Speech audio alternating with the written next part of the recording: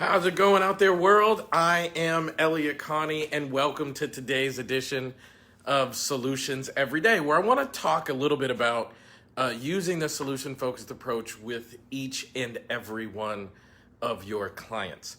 So I did a lecture today, and it was really amazing, man. We had over 1,100 or around 1,100 people, give or take, sign up for this lecture, which was really amazing and really outstanding and really touching.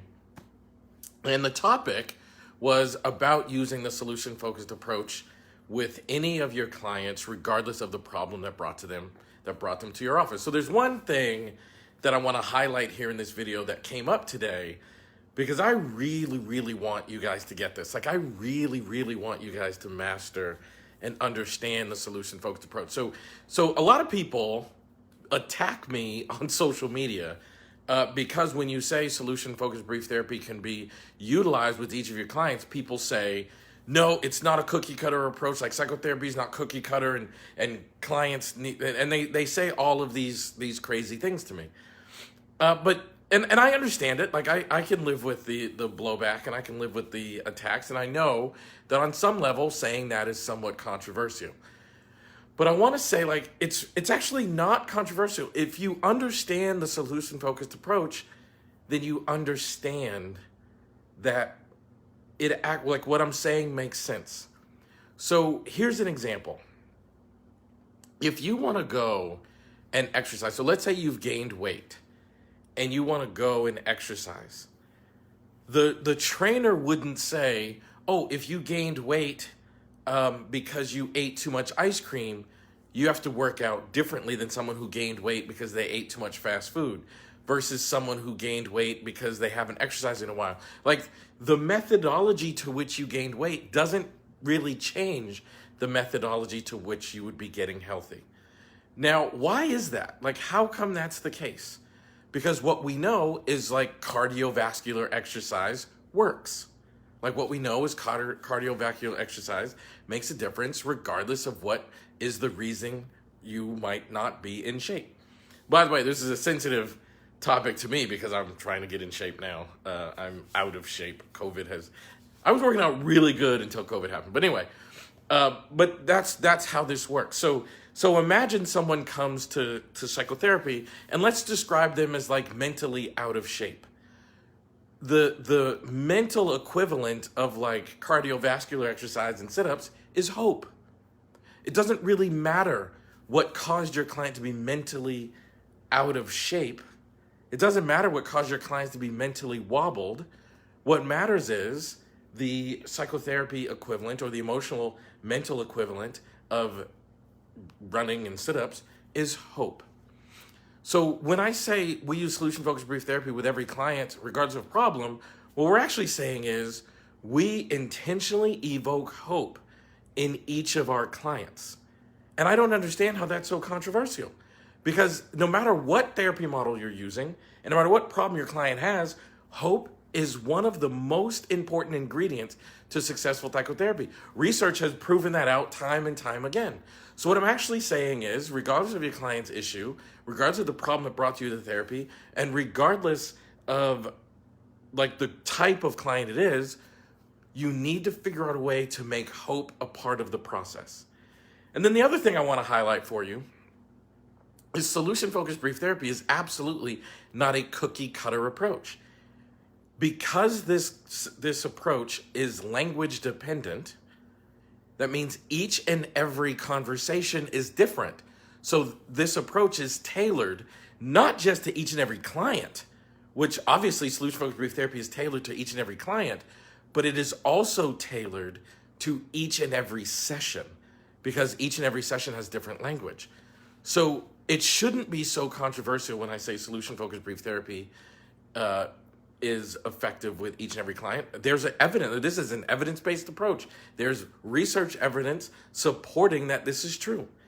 It shouldn't be controversial when I say that this works with each and every client, because what we're actually saying is we bring about hope in each and every session with each and every client. And it absolutely is not a cookie-cutter approach because it's so dependent upon language. The language in each session differs, so that means the approach is tailored to each and every conversation.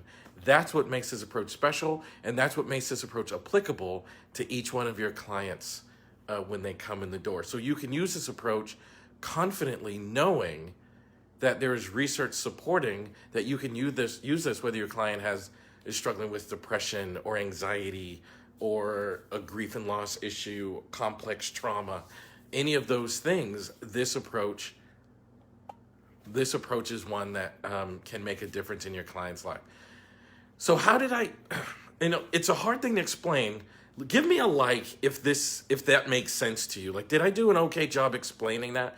Because I don't want you guys thinking the way that we're taught psychotherapy is like we're supposed to be matching client problem with clinical approach. And most of our professors talk to us about like you have to build your therapeutic toolbox so you can match your approach with your client issue. The only problem is that that's not actually the way research says that you're the most effective as a helper. You're most effective as a helper when you master an approach and demonstrate fidelity. That's actually when you're at your best.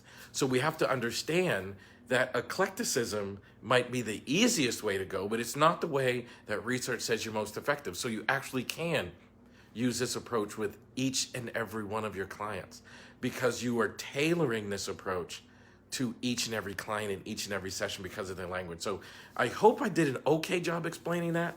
I know that that's kind of different from the way we're taught in this field, but that's the reality. That's the reality. I would go as far to say the way we're taught psychotherapy is not the best. Yeah, I'll just go as far as say the way we're taught psychotherapy is not the way it actually happens in real life, in the clinical world. Like, how many of you guys studied psychotherapy in graduate school, and then when you got to the real world, you were like, oh my gosh, like this is different. Like in graduate school, we learn theory because we have to pass a test and demonstrate we have acquired enough knowledge to gain a master's degree. But out in the real world, we have to demonstrate skill and proficiency with these theories. And those are two different things. Those are two different things. And I'm telling you, if you can demonstrate fidelity, if you can work with your clients and understand that my job is to bring about hope in their scenario, regardless of the problem that brought them into my care, then you're going to do some really, really good work. Whether what you're doing is solution-focused brief therapy or some other approach, if you understand that that is part of your job, you're going to be much more likely to be effective and make a difference in people's lives. And that's why we do what we do. So anyway, I hope that made sense to you. This is a really difficult thing to express because I think a lot of us have just we've bought into the medical model and we try to make solution-focused brief therapy fit into the medical model. We have to understand that solution-focused brief therapy exists outside of that model and outside of that framework. And that's exactly why this approach is different and makes a difference in clients' lives. So anyway, thank you guys for watching. I hope that you enjoyed this. Please like this video. If you enjoyed this, share this video with your friends, peers, and colleagues. Subscribe to my Facebook page. Head on over to my YouTube channel and subscribe. I put a lot of videos over there if you haven't already been over there. And thank you guys so much. I will see you in the next video. Be well.